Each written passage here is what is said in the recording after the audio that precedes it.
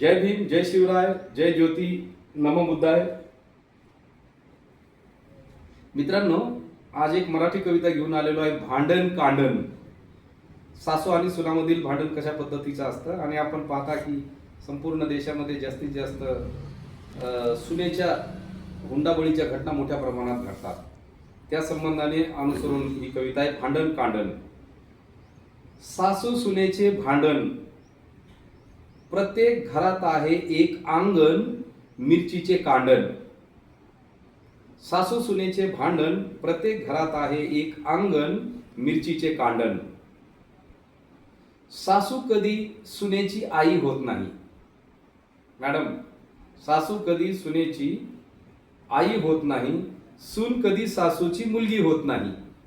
मित्रांनो बघा, सुंदर ओळी आहेत. सासू कधी सुनेची आई होत नाही. सून कधी सासूची मुलगी होत नाही. मग अशा घरात तमाशा सुरू होतो. ननंदेची भूमिका फारच महत्वाची असते. अत्याचार करण्यात दुष्ट सासू बरोबर एक नंबरची असते. पहा, ननंदेची भूमिका फारच महत्वाची असते. अत्याचार करण्यात दुष्ट सासू बरोबर एक नंबरची असते. बिचारा नवरा कात्रीत सापडलेला असतो. बायको आणि आईच्या बिचारा नवरा कात्रीत सापडलेला असतो. सासऱ्याचा रोल तसा फार नसतो. बायको उठ म्हटली की उठायचा असतो, बस म्हटली की बसायचा असतो. दीर बिचारा आई बरोबर असतो. ही घराघरातली कहाणी आहे. दीर बिचारा आई बरोबर असतो. ननंद ही फार भावखाऊ असते. सासर घरी चूप, माहेर घरी ती हिटलरचा बाप असते. मॅडम, ननंद ही फार भावखाऊ असते. सासर घरी चूप, माहेर घरी ती हिटलरचा बाप असते. सासू नाठाळ तर सुनेसाठी सर्व घर नाठाळ. सासू नाठाळ तर बिचाऱ्या सुनेसाठी सर्व घर नाठाळ. बिचाऱ्या सुनेकडून सासरचे कुणीच नसते.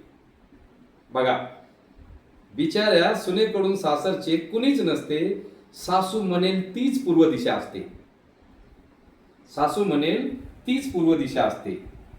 पण विडंबना अशी की सासर घरी सासूला आपली मुलगी सुखरूप आनंदी हवी असते. पहा मित्रांनो, विडंबना काय? पण विडंबना अशी की सासर घरी सासूला आपली मुलगी सुखरूप आनंदी हवी असते.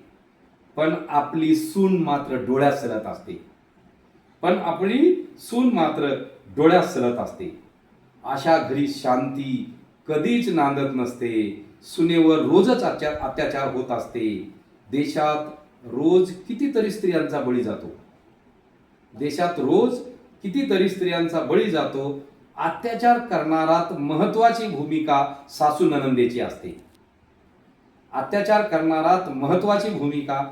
ननंदेची असते. बाकी सगळे नंदी बैल गुबू असते.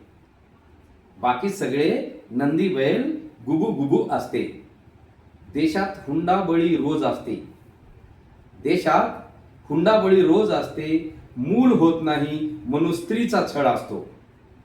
मूल होत नाही म्हणून स्त्रियांचा छळ असतो. तर कधी मुलगा पाहिजे म्हणून तिच्यावर अत्याचार होत असतो.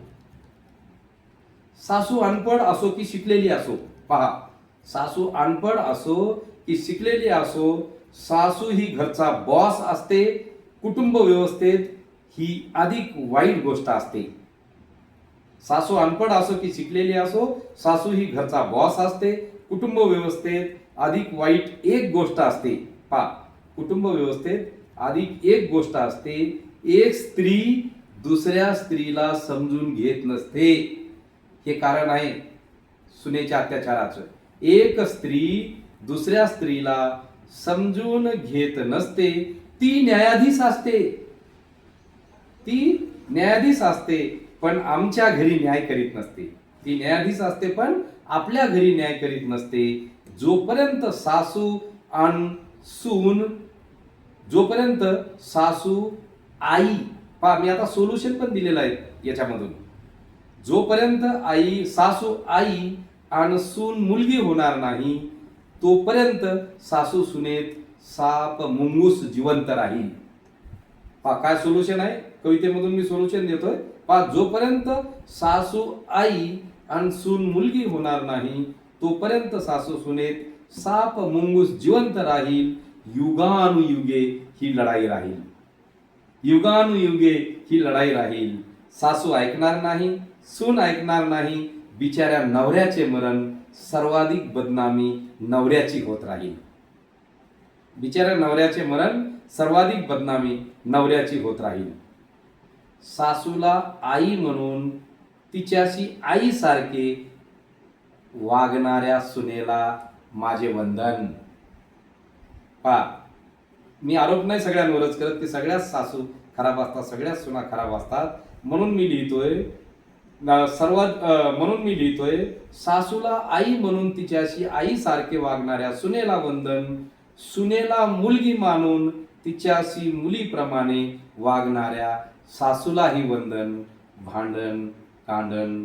जय भीम, जय शिवराय, जय ज्योती, नमो बुद्धाय.